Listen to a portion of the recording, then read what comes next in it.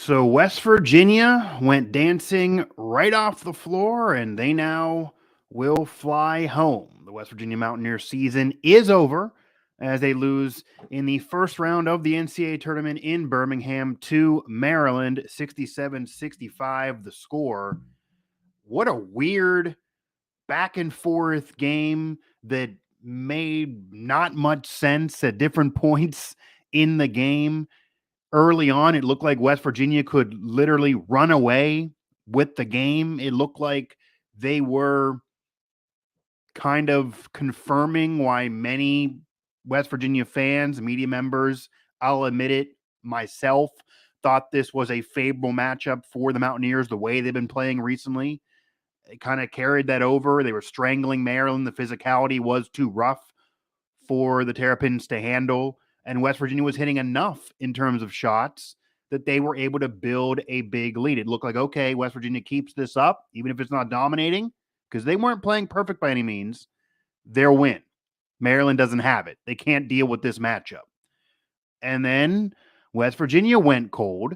They do that every game. They always have a 3 to 9 minute stretch anywhere in there. It went about 6 or so, I believe, in this game where they're just ice cold and they can't hit anything. Doesn't matter who, doesn't matter where the shot comes from. They can't hit anything.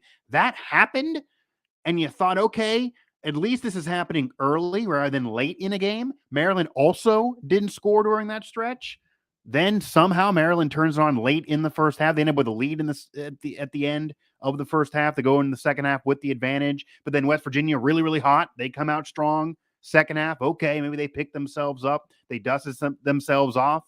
Big, another 10-0 run. Like they're looking like they're going to win this. Then you see the weirdness of Eric Stevenson. We'll get to all of that. Him sitting out for about 8 minutes or so. He didn't have a good game at all. 9 points, 4 for 17, chucking a lot of shots, bad looks, bad shot selection late, despite that big three once he finally got back in the game. One of his worst games of his career. It's the only NCAA tournament game of his career. At least he got to one.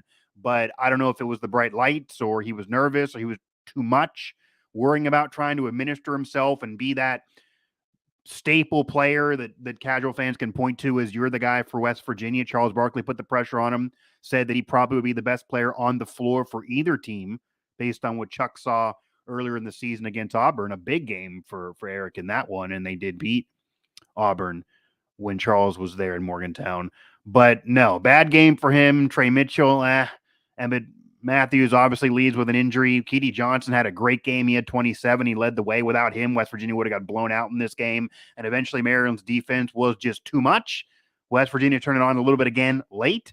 I do think they kind of got screwed in a call late. No, I'm not going to say that's why they lost, but unless it hit Johnson's hair, I don't know how you can say that last ball was on West Virginia in the last 30 seconds or so of the game on that call. It's hard to overturn things, though, if that's the initial call, but God, that call did suck. Mike Asti again, WV Sports Now. The Mountaineers season is over. They do at least get to the NCAA tournament, which, by the way, it's hard to say this now, and I know no one wants to hear that now. It needed to happen this year. They needed to get there. Getting in is better getting in than not. So getting in and losing is better than not getting in. You want the tournament appearance. No, you don't want to be in the NIT and go ahead and run through it. You want to get in the NCAA because that's the goal when you start a year. That's what you're trying to accomplish. You get in, you feel like then you have a chance. And they did. And as much as I have said before, and anyone here in the chat, feel free to chime in. We'll talk about Eric Stevenson. We'll talk about this game. We'll talk about the season. We'll talk about Huggins.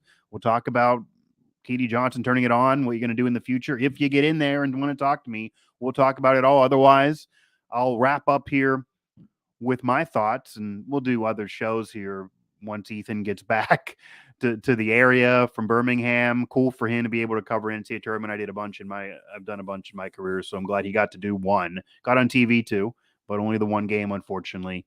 And I've said this before. I'll say it again. No one wants to hear this. Getting to the NCAA tournament is an accomplishment in of itself for this team, for this program, and for Huggins. And no, the last 5 years have not been acceptable at all. You had 3 out of 4 years in the Sweet 16.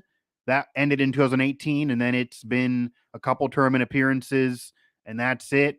And last year was so bad, and COVID obviously interrupted things. That's why it's not more, but still, season could easily have went down the drain as well. And you have the Deuce McBride year. You have 2021. You have that as a tournament win year. But again, last year was so bad. They had to rebuild the entire roster. They did it with a lot of transfers. Eric Stevenson, a fifth-year senior, he was not on the team last year. And they were able to fight and scratch and claw off of the fifth toughest schedule in the country, the toughest conference in the country. They are one of 7 teams in the NCAA tournament from the Big 12. A brutal conference this year. That's why the computer rankings loved them even when they lost, because they knew how tough the schedule was. They deserved the NCAA tournament appearance. They should have won the game. They didn't. Maryland has been a good team all year as well, even though they faded down the stretch. They're out of the Big Ten. They got a lot of wins this year. So, yeah, the Big Ten is not the Big 12. Overall, depth-wise, no. The Big 12 is still a better conference despite this result. I think even Maryland fans would agree. But West Virginia does leave with a sour taste in their mouth, feeling that they should have won this game. But if you put it in the big picture, and it's hard to say that now, my instant reaction is still getting in the NCAA tournament was an accomplishment, was a positive, is a positive.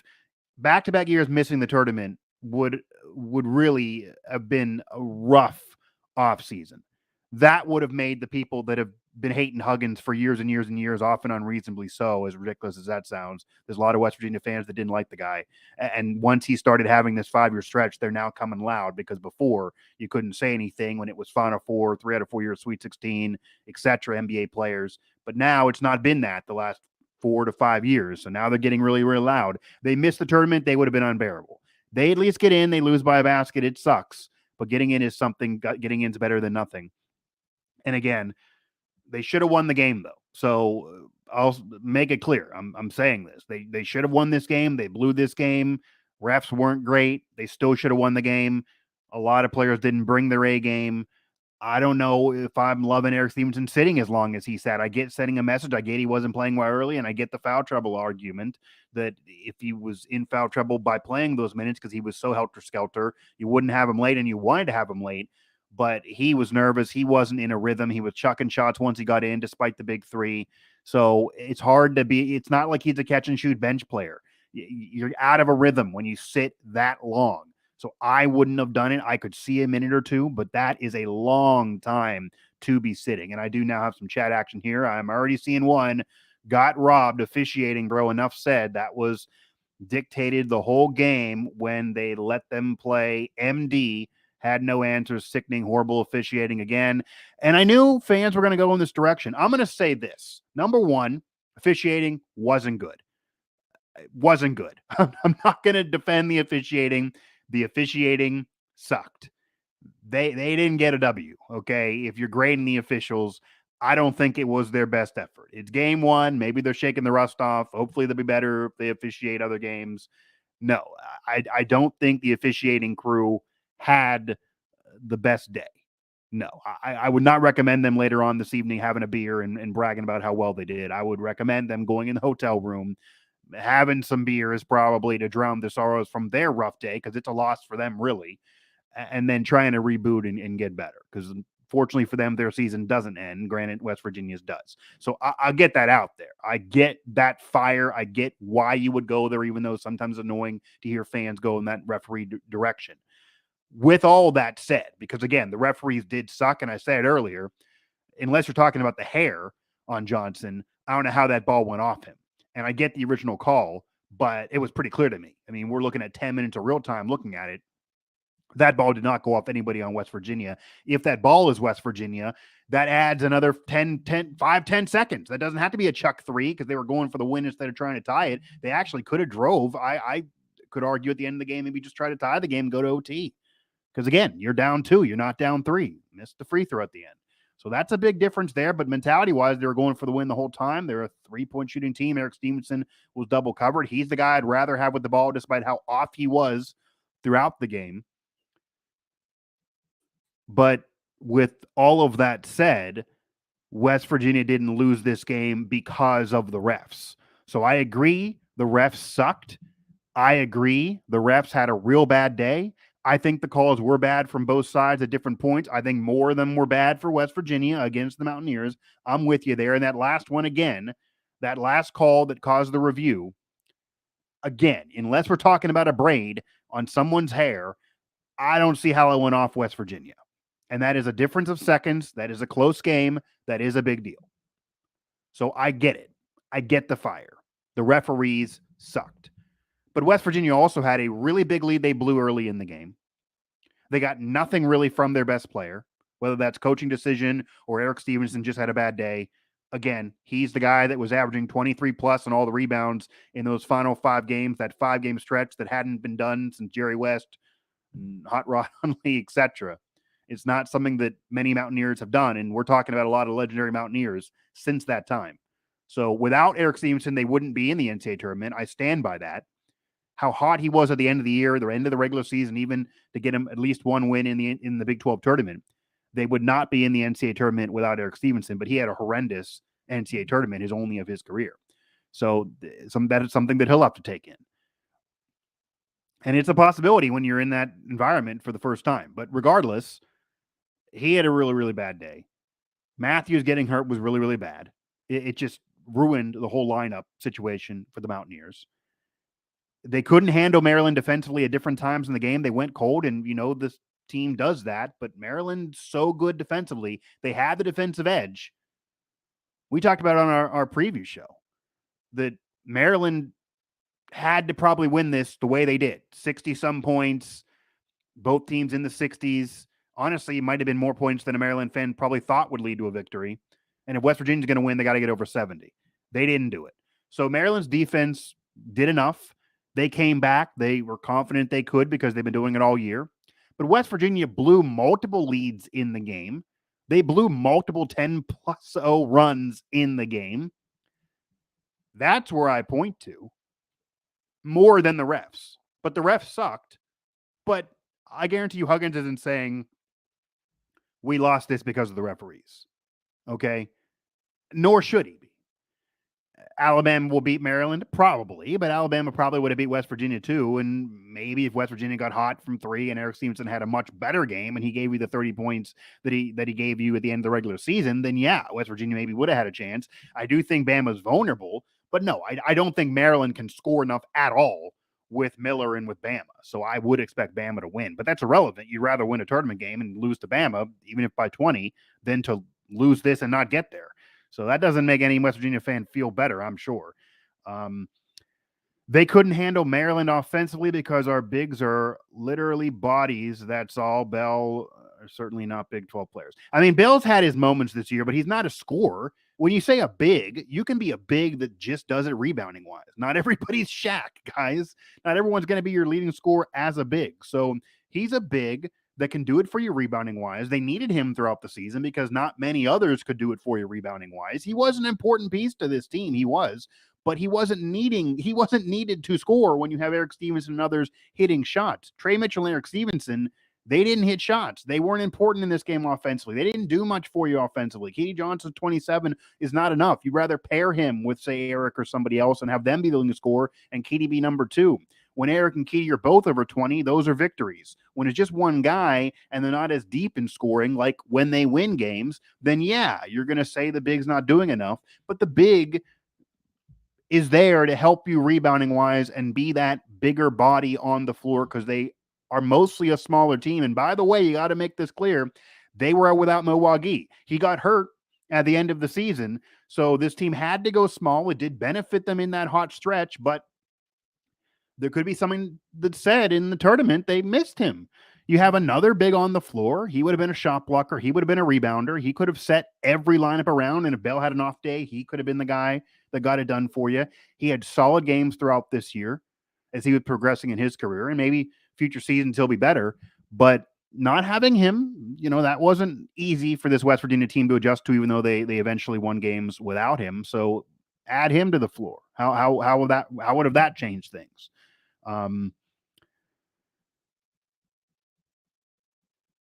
Okay, this game, but I just hope Maryland beat Alabama. Okay. A lot of West Virginia fans want Maryland to beat Alabama now. I don't see that happening, but that's interesting because I did think before this game that pretty much the winner of this was going to be America's team because obviously for reasons off the court, no one's really rooting for Bama, but they're going to get home cooking. Miller's the best player. Obviously, he would have been against West Virginia. He's against Bama.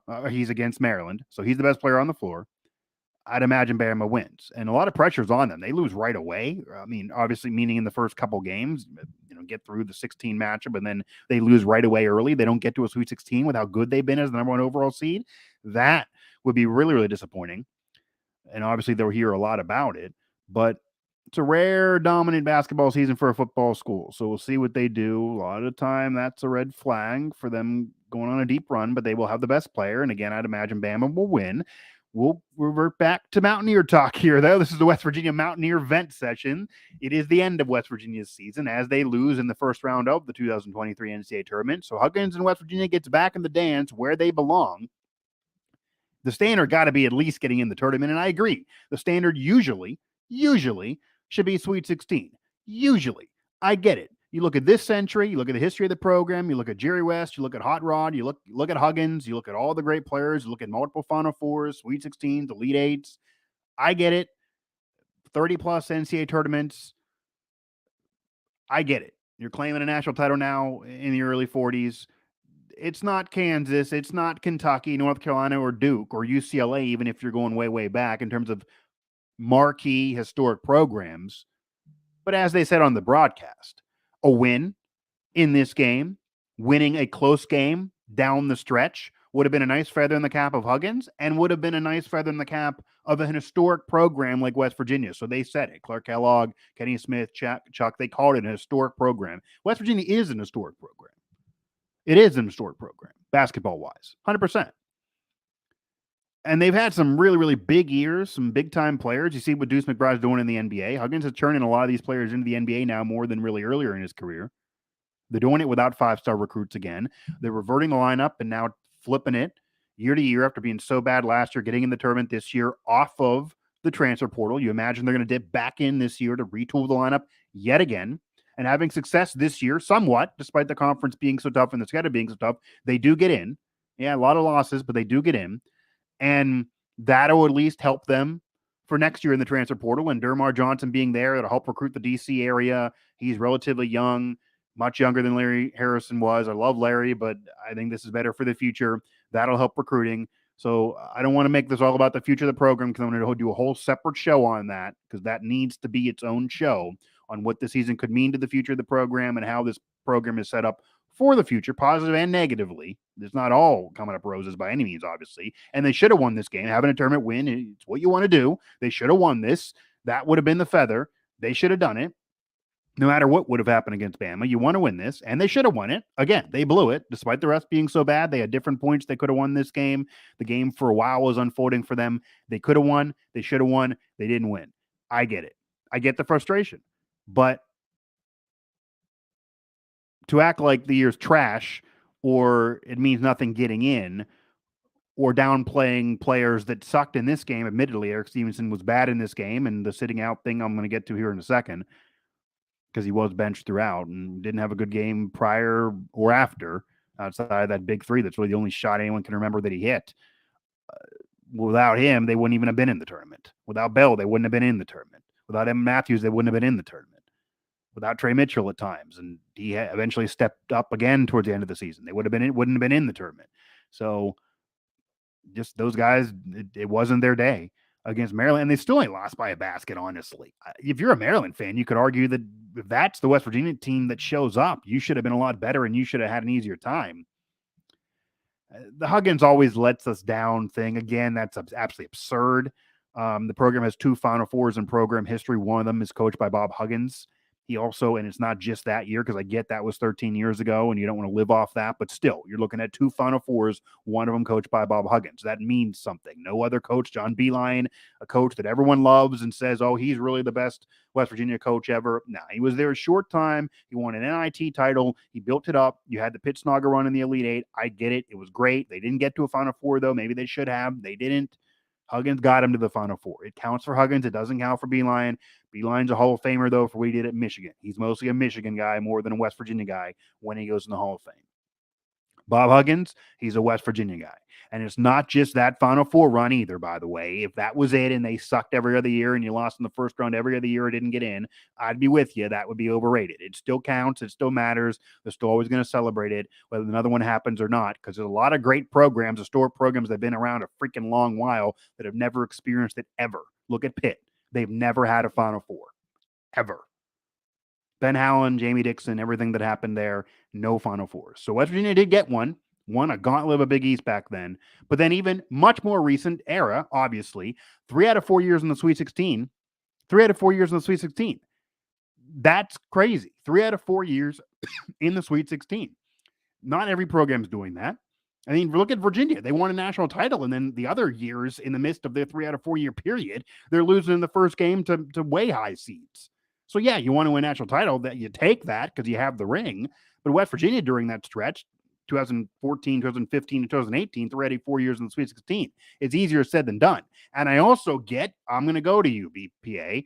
The last 5 years have not been good enough. They've been below the standard of the historic West Virginia program. They've been below the standard of Bob Huggins with 900 plus wins, now the active leader, and the multiple Final Fours and Sweet 16s and Elite Eight and all of that from Cincinnati to West Virginia and a little bit before, and we'll see about the future. I get it. Not acceptable. But last year was horrendous. Last year was arguably the worst season of Huggins' career. He retools, goes in the portal, and they end up getting in the first round of the NCAA tournament this year. They should have won the game. They didn't. I don't think it was the best coach game by Huggins either. I don't agree with Stevenson as long as they did, despite him being so bad. But to argue that Huggins is trash, like you're trying to argue, is just completely asinine. The man's a Hall of Famer. He's never going to be taken out of the Hall of Fame. Should have been in there earlier.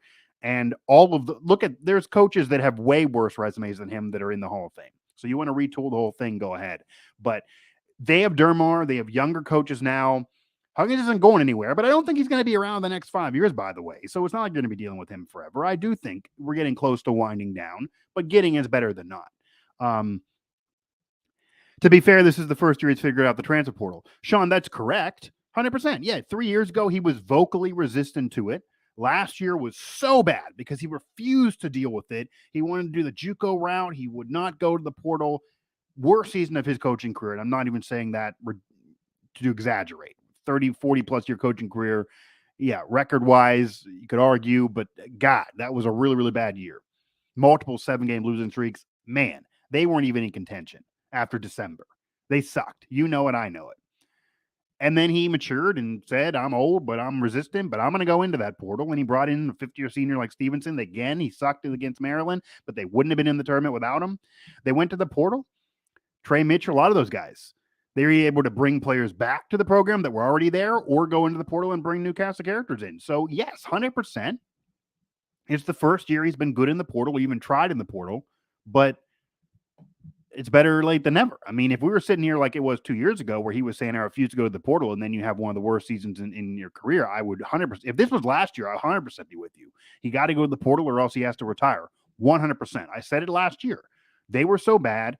You cannot sit there and say I refuse to go to the portal or you need to retire. I get it. But they went to the portal. He agreed with you. And then they got in the tournament. And right. The Perez situation, again, I'm not about to say that if they would have had Perez, they'd be a Final Four team. We don't know how that would have worked. He was a great scorer in Manhattan. You don't know how that would have worked with West Virginia. He would not have got Stevenson's minutes. Stevenson would have still been getting the same minutes. Huggins probably would have had Perez off the bench. He might have been a spark off the bench, but he also was a streaky shooter who was not great percentage-wise. He still would have missed a lot of shots, by the way. He might have been frustrating for you, but I would have loved to see him out there. I do think he got screwed by the NCAA. Again, I think because he practiced that 20 seconds before the season started, that really hurt him. I don't think it was any conspiracy against West Virginia, but whatever, they made an example out of him because he transferred constantly throughout his career. I do think he'll be back next year, though. I didn't think that at the time. I didn't think that for a while, but just what you're hearing around the program, their vibe, his vibe, nothing's for sure. I do think he'll be back. If he was on this team, it could have been different. And that's part of what Huggins did in the portal. He did bring in Perez. Other schools are going after him, too. We'll see what he does next year because if Perez is there next year and Stevenson obviously will then be gone because he's a 50-year senior now. So it could be the Perez show. We'll see.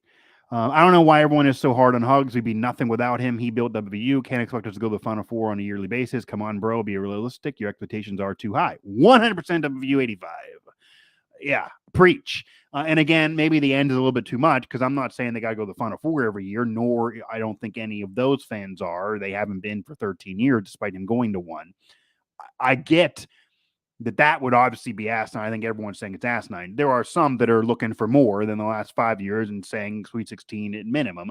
I think Sweet 16 is reasonable most years, not this one. They were so bad last year. To turn this around and go in the portal, getting in is something, even though they should have won this game and blew this game. And Huggins matured and went to the portal. It's not like he was resistant. Again, if we were talking last year where he was resistant and they were so bad, I'd hear you. But that's not where we are. That's not the situation. He agreed. He went to the portal. He built a team that made the tournament in the toughest conference in the country, the 5th toughest schedule, a tougher schedule than Maryland had this year, 100%. A tougher schedule than some higher seeds had this year, 100%. So it was not easy. And he's a Hall of Fame coach, 900 plus wins. You don't get those by being a trash coach. Okay. This is not where it was last year. And they did win a tournament game 2 years ago that fans seemingly just don't count because they don't like how the regular season went, but they did advance. So if you're gonna judge it off the tournament and this year not being good enough because they didn't win a tournament game, okay, I hear you. They should have won this game, they blew it, but they won a tournament game a couple years ago. That was against 900th, and then they would go ahead and lose, but they did get one. So it's not like he hasn't had a tournament win these last 5 years. And yes, it's been a rough stretch though, but you also can't build a little mini run like forever. I mean, they had 3 out of 4 years in the Sweet 16. Again, how many programs have 3 out of 4 years in the Sweet 16 in the last 10 years? You give me that answer.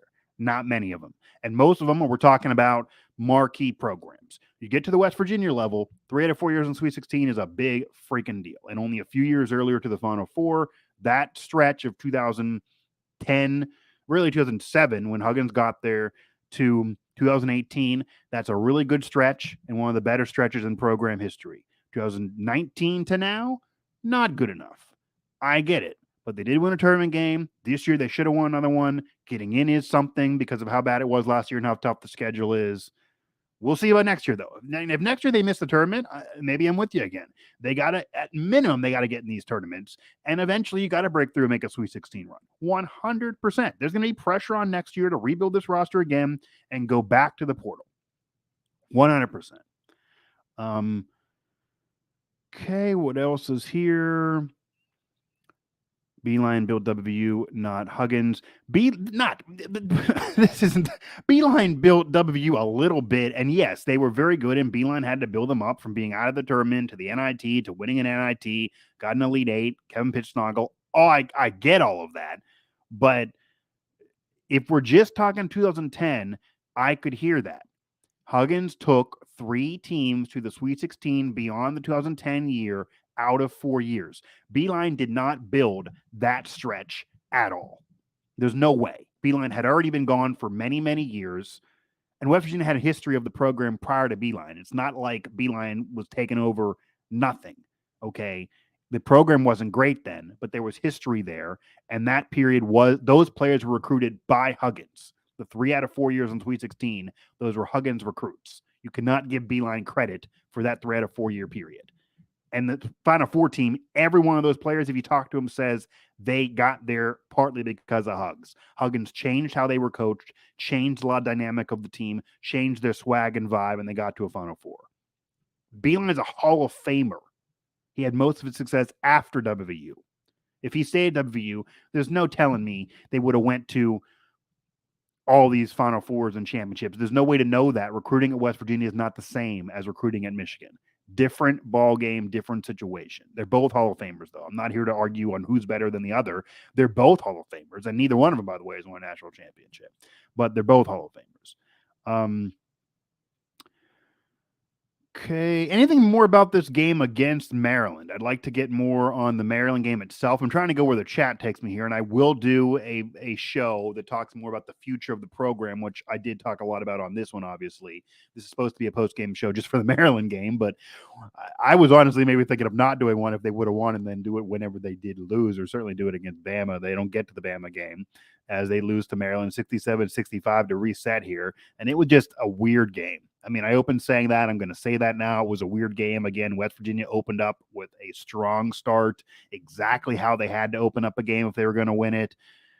They then had that cold period. They always have it. Maryland also was cold, so it didn't hurt them. But then Maryland got hot. They did enough. West Virginia continued to be cold, and then Maryland defensively clamped down. They had a lead at halftime. West Virginia then turned it on, and then Maryland again, just defensively, just bear down on the Mountaineers. The Stevenson sitting out type of thing occurred at the end. They didn't get the calls, the Mountaineers, and they couldn't hit shots. They didn't. I don't really love that last shot, to be honest. You're down 2. You're not down 3. I get it's 2023 and it's not 1995 and it's Steph Curry's world and we're living in it.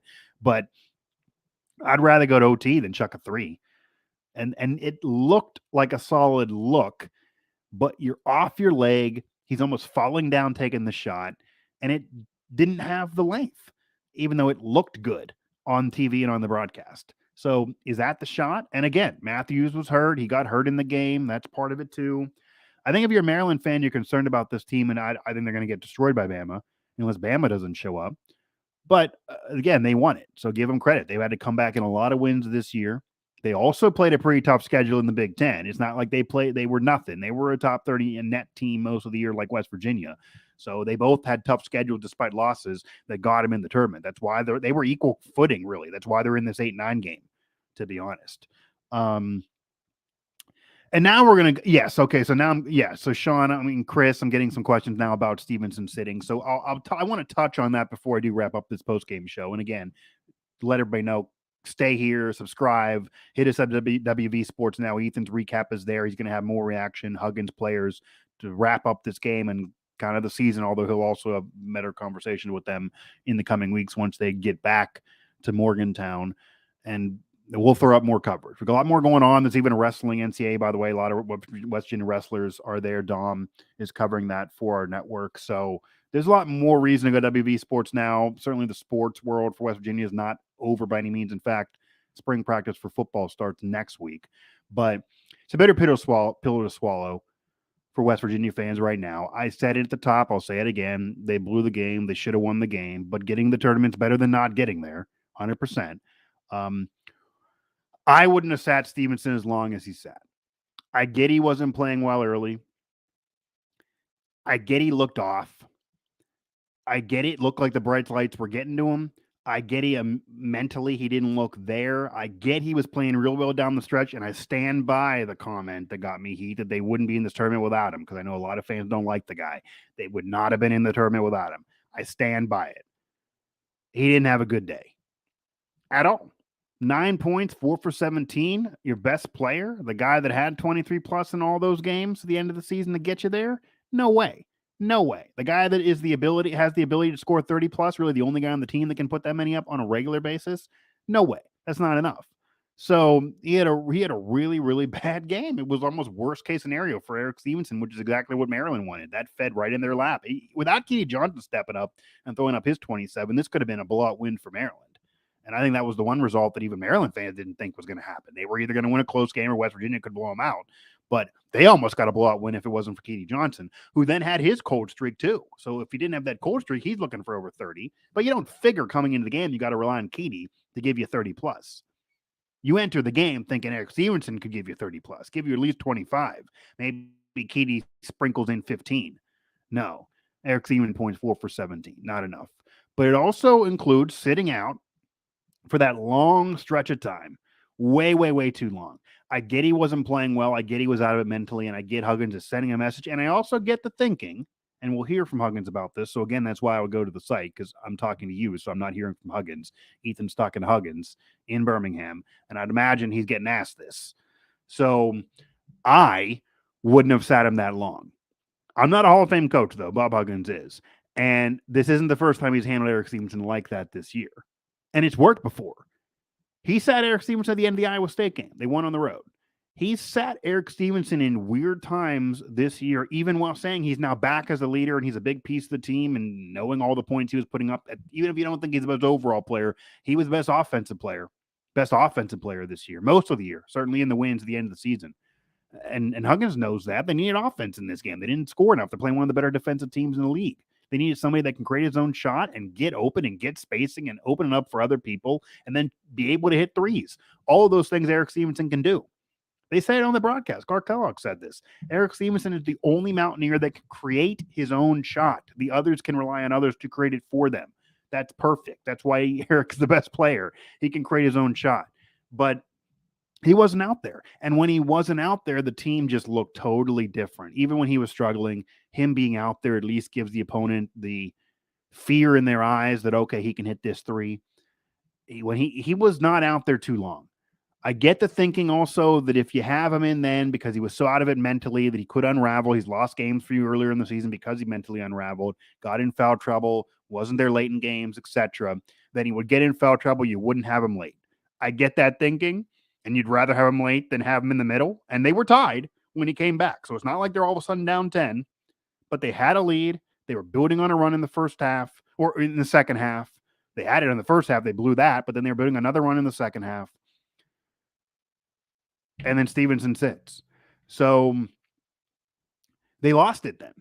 I mean, they lost it then. If they would have had him, question for you, do they build the lead? Do they not relinquish it? Do they not end up tied? Do they hang on to it? Because at that point they had momentum and had a lead. And they were building it, but then Eric was sitting. And they're losing it. And then it's tied. It's not that like they're losing. They're right back in it. Eric could have came back and played a lot better at the end of the second half because he was bad once he returned, despite that three to get them in it and get that spurt after he returned. But you got to figure they would have built on that lead and not blown it if he was out there. As bad of a day it was for him, he's the best offensive player on the team and they needed offense. So I wouldn't have sat him as long. I could see sitting him a little bit, but I wouldn't have sat him as long. Seems like Mitchell needs time in the weight room. Yeah, I mean, he's not the strongest guy in the world. Trey Mitchell had games this year where he was just totally in the witness protection program. I don't know what was going on. And if they had him, certainly those games could have been different. He was supposed to be kind of the Robin to Stevenson's Batman, and he didn't always have his partner in crime a lot of those games. Didn't get much for him in this game either, really. At times, he was big, but not enough. Eric can't talk, though, because obviously he had one of the worst games of his career. But you'd like Trey Mitchell to be a little bit stronger, certainly to be able to help you in the paint. But yeah, I mean, he's not the strongest guy in the world. I mean, kick our ass, but I mean, he's in terms of a player out there in today's game, you like him to be a little bit stronger. We'll see though for the future of his career if he does get stronger. Huggins certainly likes strong guys and is going to get guys stronger. Him sitting put him in the mindset that made him take that 35-footer for no reason. I mean, no, he's been taking bad shots all season. I'm not going to say that because he sat so long that all of a sudden gave him a green light to just chuck shots, and that's an excuse of it. I've defended Eric Stevenson all year, and again, I stand by this. They wouldn't have been in the tournament without him. However, nothing that happened gives him a green light to just chuck shots. They were in a tie game. They were in a close game. They were never trailing by a lot. They lose by 2. It wasn't like they lost by 15. Eric Stevenson did not need to come into this game and chuck 3 after 3 after 3. He's done that at times in the past this year too, and it didn't help them. I said it in the preview show. He's the best player on the team. He's the only one that can create his own shot. He's a three-point threat. However, he also takes really bad shots, and his shot selection at times is really, really bad. At the end of games, it's killed them at times. He's chucking a 3, they're up by 4. You don't need to chuck a 3 there. Hang on. A 2 is good. Or you're down by 4 and he's chucking 3s when you got 4 minutes left. Like, you can just build on that and get a lead there and come back. You don't need to just chuck 3 after 3 if they're half-court 3s and they're bad looks or you're in front of double coverage. So his shot selection was real bad in this game. Yeah, Eric's cocky. That doesn't make him a bad player or trash. I mean, I don't know what. No, I mean, Eric's cocky. He's a cocky player. He said that. He's cocky to the media. He's kind of, he's cocky. Huggins and him kind of had a positive connection there. He doesn't give it back to Huggins, but sometimes he does. I think he sat too long. Again, I think that's on Huggins. He sat too long. Doesn't mean Huggins' career sucks. Doesn't mean Eric Stevenson is trash. But I think Eric Stevenson sucked too long. It doesn't give Eric a green light to just chuck 3s though. I mean, he hit a 3 that was big once he came back in. The shot selection does not need to be so bad. They were always in a close game. Just because you were sitting Doesn't mean like he has to hurry up and get points. His point total didn't matter. It was the team's point total. Maybe he's worried about trying to get to 20 or whatever, but that does not give him a green light to chuck shots. So that's him chucking shots is on him. That's not on Huggins. There's no way Huggins would tell him, go ahead and chuck shots that are horrible looks. Okay. Anything else? Anything we didn't touch on? I'm kind of done talking about Eric right now. Anything we didn't touch on here in terms of this effort, this game? The season is over. Again, I'm not going to do really more on the offseason or the career of Huggins or the future of the program. I'll do a separate show on all of that, maybe multiple separate shows that certainly will be needed for all of that. But in terms of this game, they lose to Maryland by 2. 8-9 matchup. They don't get the chance at Bama. I do think they could have been a matchup problem for Bama, but they wouldn't have won. I don't think they would have won. I didn't have them winning. I did have them winning this. You heard it. I thought they'd beat Maryland. I thought it was a favorable matchup against Maryland, 100%. I didn't think Maryland could score with West Virginia, and they couldn't early. But they came back, and then they came back again in the second half, and they got some calls. I'm not going to go refs, though, and say they jobbed them because, again, West Virginia blew multiple leads, and the best player sucked in the game. So if your best player is out of it, your second best player is really not that great in the game. Third best player gets hurt. The refs are not helping you. It's a recipe for disaster. They're lucky they didn't lose by 10. But they do lose. It counts the same whether you lose by 10 or 2. Thought we need to go 5 out when we got them in the bonus and play 3 guards. They played small before, and guards win in March. So when this team was playing small at the end of the year after Milwaukee got hurt, and again, him being out there might have changed this game because it would have been hard for Maryland, certainly down in the paint, and they're not a three-point shooting team. They rely on those close baskets. So that could have been a problem for Maryland. In this matchup, Milwaukee might have been a big help to West Virginia. But overall, throughout a tournament run, if they would have, say, won this, they needed the guard play. And yeah, the guard play was big at the end of the year. Guards are what wins in March, generally. I mean, Shaq didn't have tournament runs, guys. LSU with Shaq wasn't going anywhere. Guards usually win in March. As weird as that maybe sound, because you figure it's easier basketball to have a big and just chuck it to them. Guards win in March. Usually the team with the best guard wins in March. West Virginia has some good ones. I do think they had some good ones for this matchup and maybe had the better ones in this game in terms of individual players. They didn't have good days, though, and it didn't end up mattering because they all had off days and Maryland kept scratching and clawing, and they got the win. But as I said, again, because we're getting more on that, the refs had a horrendous day. I don't think they made good calls. Again, I don't think that ball was off Johnson at the end there, unless you're talking about his hair, and, that's ludicrous. But they were bad for both teams, and West Virginia blew multiple leads. I just cannot throw it on the referees when West Virginia blew multiple leads. They had 2 big leads. I cannot throw it on refs when West Virginia blew multiple leads. Like, it's fun to go to the refs. You guys want to go to the refs because this team made the tournament. A lot of people fell back in love with the team that they hated so much months ago when they thought they were blowing the year. But again, they blew multiple leads. So I defended this team a lot. I do think this team was way better than last year when some people thought, are they really better? They made the tournament. That is a big deal. I do think they wouldn't have gotten in with Eric Stevenson despite him being so bad in this game. I do think getting in is better than not getting in for Huggins' legacy. Back-to-back years missing would have been rough, even though obviously he's a Hall of Famer. And I think it's better for the future of the program that they got that transfer portal class the first time they really tried after it being so bad, at least to the tournament. And it was a close game. I get it. But with all that said, they should have won this game. They should have won this game when they blew it. Live ball turnovers killed us. And you're talking about West Virginia. Of course, yeah. West Virginia turned it over way, way, way too much. Way, way, way too much. And I'm trying to get to the number right now exactly. When West Virginia has won games this year, it's been 15 or lower in terms of turnovers. When they lose, you're looking at 20 plus. Now, so we're 13-10. So it wasn't a bad number. A tournament's a little different, though, so you're not going to have as many as you ever would in the regular season. They had too many turnovers and at bad times. And Maryland turned it over too, which is why West Virginia was able to hang in there and why they were able to build leads a couple points in this one. But from a Mountaineer perspective, too many turnovers and at bad times. I don't do chat to leave comments normally. Well, okay, Jared, you're welcome to jump in here. No one's going to bite. Nothing's going to, hurt you. You're welcome here. It's no big deal. Trey Mitchell is unbelievably soft with the ball. It makes me sick. I hate to say it, but Hugs got out coached. So sad. I said that I think Huggins left Eric Stevenson on the bench too long. With that said, he's done that before and it's worked. And Eric did not have a good game. So Eric's your best player, but he didn't have a good game. So he could have been missing shots when he was also sitting out if he was in there. You don't know. I think that's his biggest mistake of the game, that you had a lead, you're building a lead, then you sit your best scorer who had been red hot in prior weeks. It's hard to come off the bench cold for 8 minutes and then be expected to chuck shots. This is not a bench player. He's a starter. He's used to building a rhythm.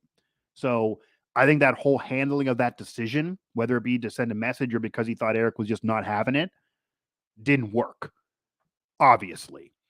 I do think Kevin Willard is a great young coach. He's building up a program that was nothing before he got there. He also had to go to the transfer portal. And honestly, I know the games are relevant now, but I would actually tell you, Jared, go back on this channel or on our site and watch or listen. You can also do it on my personal podcast there, Mic Drop on Believe at Apple, Stitcher, Spotify, whatever, if you want to do it while you're running.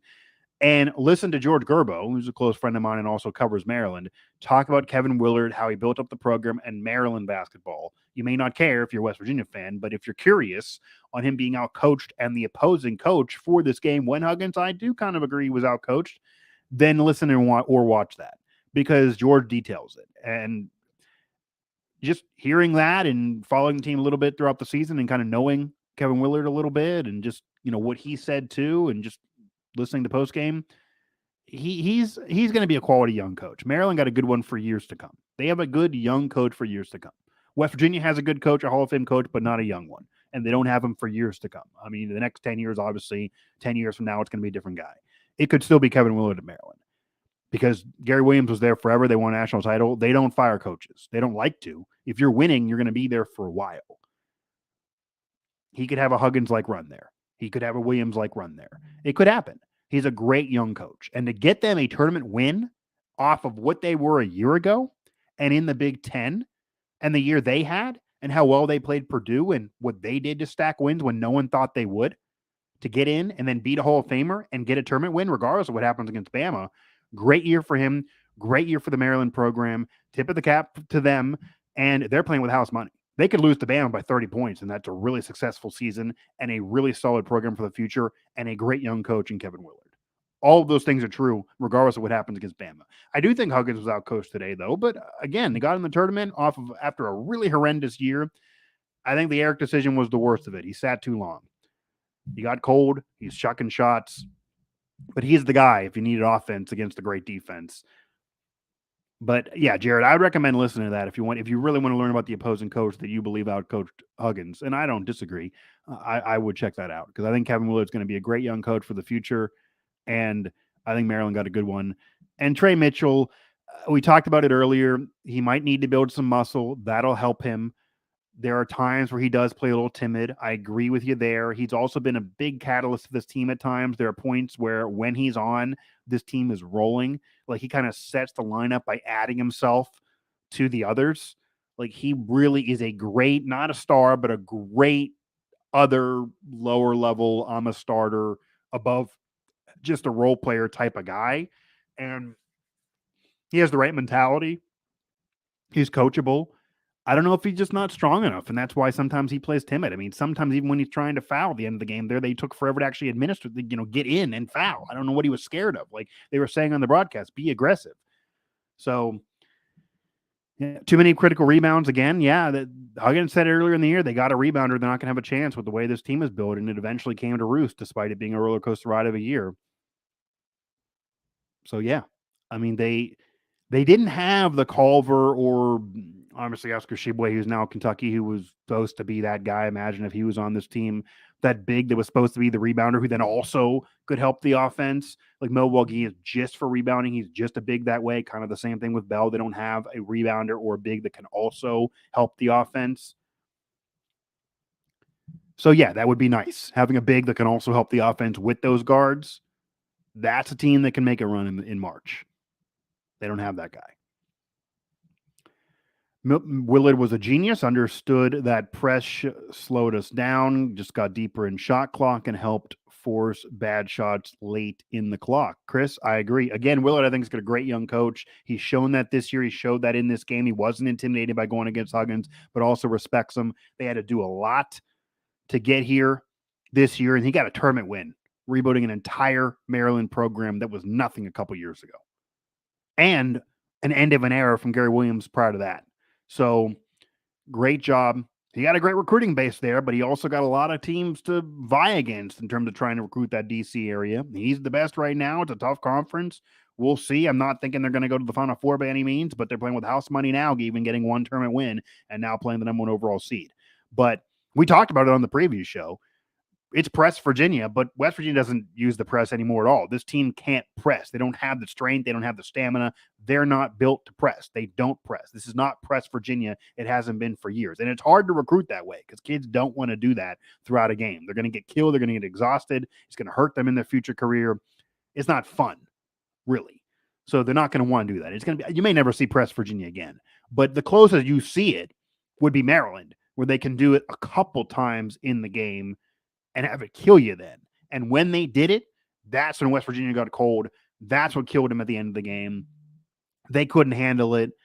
They're taking bad shots, and Maryland did enough to win. So I'm going to wrap it up there unless anybody has anything else new. I do appreciate that the chat finally got rolling. I thought it would, which is why I told Ethan to just worry about the press conferences. I got this. I'm glad he got to cover an NCAA tournament because obviously last year there wasn't one. And again, having one is better than not. For Huggins, for the program, for us, even for the fans, despite this ending the way it did. Back-to-back years of missing it for all of the above would have been bad for all of the above, including us.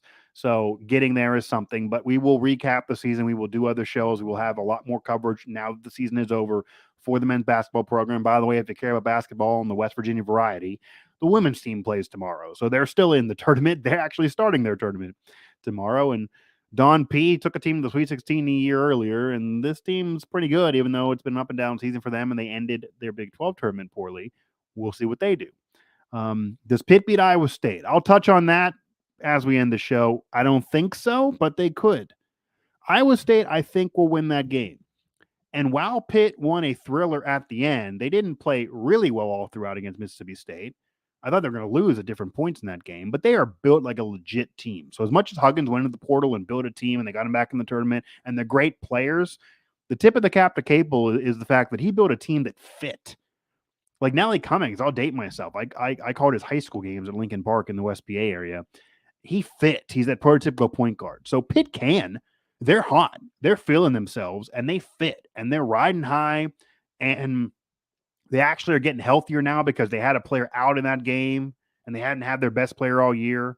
So I think they've been overrated at times. The ACC has been down. It sucked. I think the Big 12 is a much better conference. The Iowa State's well more tested. But West Virginia beat Iowa State, and West Virginia kills Pitt. So that's the only connection you can kind of connect to. It could ease. I think it's, I'll tell you right now, I think it's either going to be Iowa State just destroys them and wins comfortably, or Pitt wins a close one. Now, I don't think Pitt's going to win beyond that. I don't think Pitt's going to, win in the Sweet 16 or make some dark horse Elite 8 run or Final Four run. No. But this is one, maybe they could do it, and this is the benefit of the first four. You don't want to be in that, obviously, but it does count as a tournament, and then you avoid the number one if you do get out of it. So we'll see. But I'm going to pick Iowa State to win. But wouldn't shock me if Pitt wins it at the end. And no, I'm not rooting for it at all, but wouldn't shock me. And they're kind of a fun team to watch, honestly. Nelly is just a cool player to watch. You've been to the tournament with Colgate. But no, I'm going to pick them to lose. I did in my bracket. I'll tell you that. I don't have them winning this in my bracket, and I did think they'd beat Mississippi State. But, and by the way, I just saw this go up. Eric Stevenson reflects on his season with West Virginia on WV Sports Now. So as we close this up, go there. Hear from the man. It was a really bad day at the office for him. If it wasn't for him, they wouldn't have been there. But God, his only tournament of his whole college career with 4 different programs, got screwed out of a tournament appearance with Wichita State because of COVID. Didn't go his way. Really bad day. That's it for him now as a fifth-year senior. There's no more eligibility left. He really fit with Huggins. He said before he wishes he was with Huggins longer. It's only the 1 year. It was a roller coaster ride, and it didn't end the way he wanted. But they did get there. It would have been worse if he didn't get to experience the tournament at least. But West Virginia, they lose this one 67-65. I mean, it's not a rivalry in basketball. They never play. You could argue football, but they never play in basketball, despite the campuses being so close. But it was a favorable matchup that didn't work out.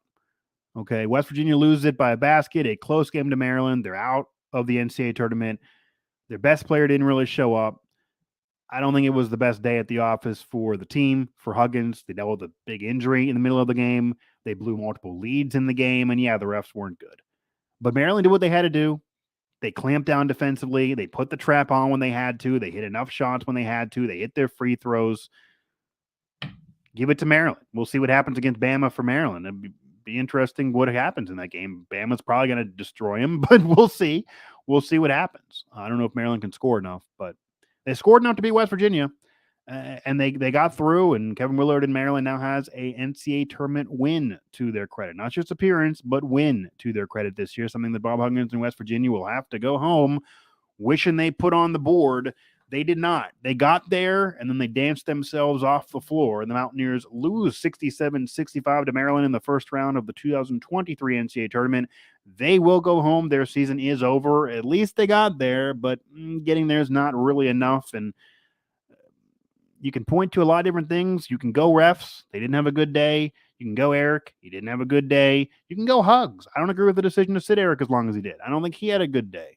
But overall, West Virginia just was not good enough, and they should have still won because they blew multiple leads.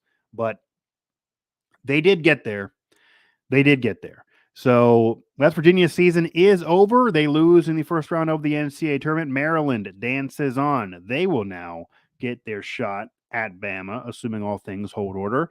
Hit up WV Sports now for all of our coverage, wrapping up the NCAA tournament, wrapping up the season. Onward and upward. That'll happen in the coming weeks. A lot more throughout Mountaineer athletics, baseball, wrestling, women's basketball still in the tournament, and then, of course, spring practice underway next week.